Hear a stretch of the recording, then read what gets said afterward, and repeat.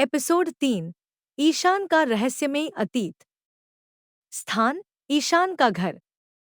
यह एक पुराना ऐतिहासिक बंगला है जो पहाड़ियों के बीच स्थित है।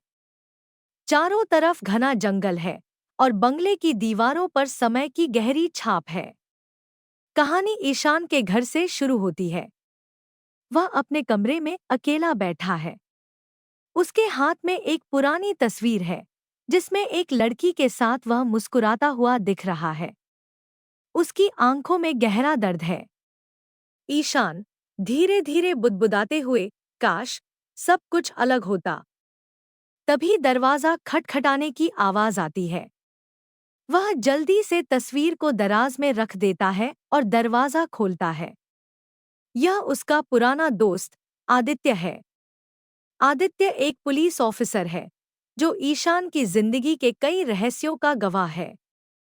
आदित्य मुस्कुराते हुए, क्या हाल है ईशान? ईशान हल्की मुस्कान के साथ, वही पुराना। अंदर आओ। दोनों ड्राइंग रूम में बैठते हैं। ईशान कॉफी बनाने किचन में जाता है। आदित्य चारों ओर नजर दौड़ाता है। वह एक दीवार पर लगी तस्वीर को ध्यान से देखता है। यह वही लड़की की तस्वीर है जिसे ईशान ने दराज में छिपाया था।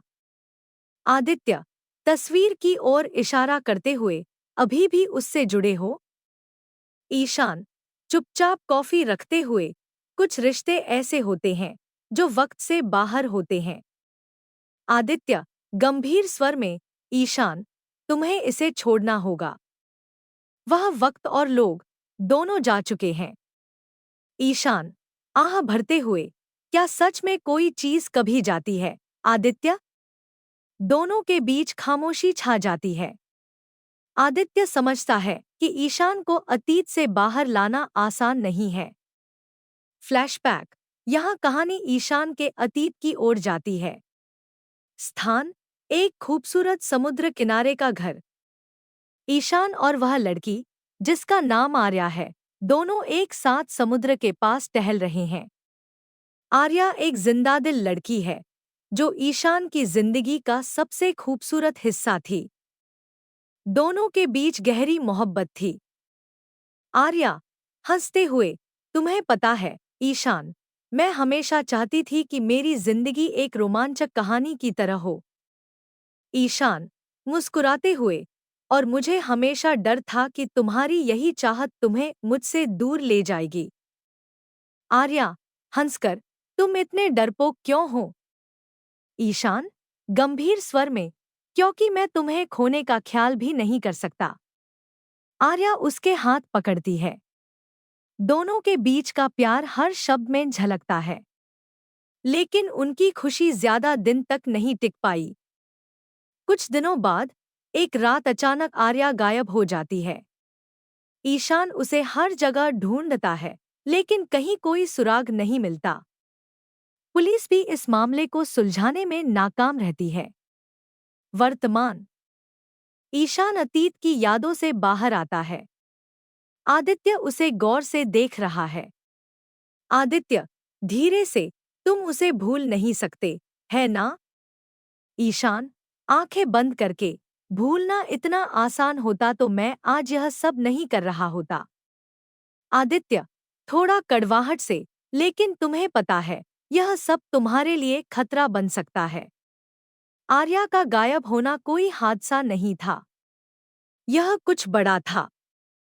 ईशान गंभीर स्वर में, और मैं उसी बड़े का पता लगाना चाहता हूँ। आदित्य चौंकते हुए, तो तुम अब भी उस मामले में जुटे हो?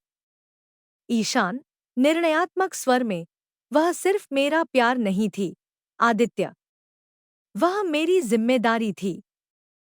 और जब तक मुझे सच्चाई नहीं मिलती, मैं चैन से नहीं बैठूंगा। आदित्य कुछ कहने के लिए मुंह खोलता है, लेकिन तभी एक फोन कॉल आता है। ईशान फोन उठाता है। दूसरी तरफ से आवाज सुनकर उसका चेहरा कठोर हो जाता है। ईशान गंभीर स्वर में, मैं आ रहा हूं। वह जल्दी से अपनी जैकेट पहनता है और बाहर जाने लगता है। आदित्य उसे रोकने की कोशिश करता है। आदित्य, चिंतित होकर, कहाँ जा रहे हो?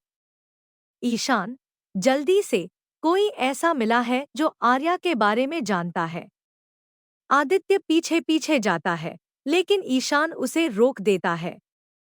ईशान, धीरे से, यह मेरी लड़ाई है, आदित्य।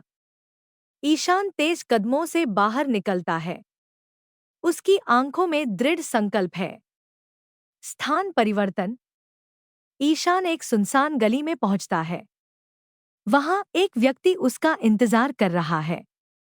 यह व्यक्ति एक रहस्यमयी सूत्रधार है, जिसने ईशान को आर्या से जुड़े सुराग देने का वादा किया है। सूत्रधार, धीरे से, तुम्हें यह जानना चाहिए कि जिस सच्चाई की तुम तलाश कर रहे हो, वह बहुत खतरनाक है। ईशान, निर्णयात्मक स्वर में, मैं हर खतरा उठाने को तैयार हूं। सूत्रधार, एक फाइल सौंपते हुए, इसमें वह सब है जो तुम्हें जानना चाहिए। लेकिन याद रखना, यह रास्ता तुम्हें कहीं वापस नहीं लाएगा। ईशान फाइल खोलता है। उसमें आर्या की पुरानी तस्वीरें, कुछ दस्तावेज और एक अज्ञात संगठन का नाम लिखा हुआ है। उसकी आंखें गुस्से और दर्द से भर जाती हैं। ईशान, बुदबुदाते हुए, अब वक्त आ गया है कि इस खेल को खत्म किया जाए। सीन खत्म होता है। यह चैप्टर ईशान के अतीत की झलक और उसके वर्तमान संघर्ष को उजागर करता है। इसके साथ ही कहानी में रहस्य और रोमांच की गहराई को बढ़ाया गया है। क्या आप अगले चैप्टर पर काम जारी रखना चाहेंगे?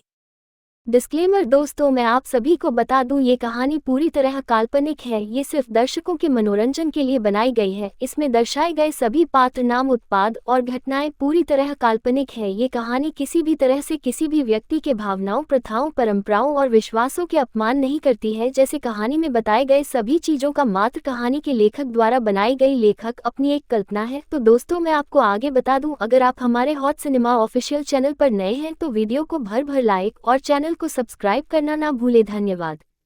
जानने के लिए ओनली ऑन यूट्यूब चैनल पर ये कहानियां हॉट सिनेमा अधिकारी द्वारा लिखित और कॉपीराइट की गई है। कोई भी कहानियां की नकल नहीं कर सकता। तो दोस्तों, आगे क्या होने वाला है ये जानने के लिए कहानी सुनते रहिए और केवल हॉट सिनेमा ऑफिशियल में। यदि आप नए एपिसोड पर अधिक अपडेट चाहते हैं तो हमारे टेलीग्राम चैनल को सब्सक्राइब करें, जिसमें हमारा डिस्क्रिप्शन में दिया गया है।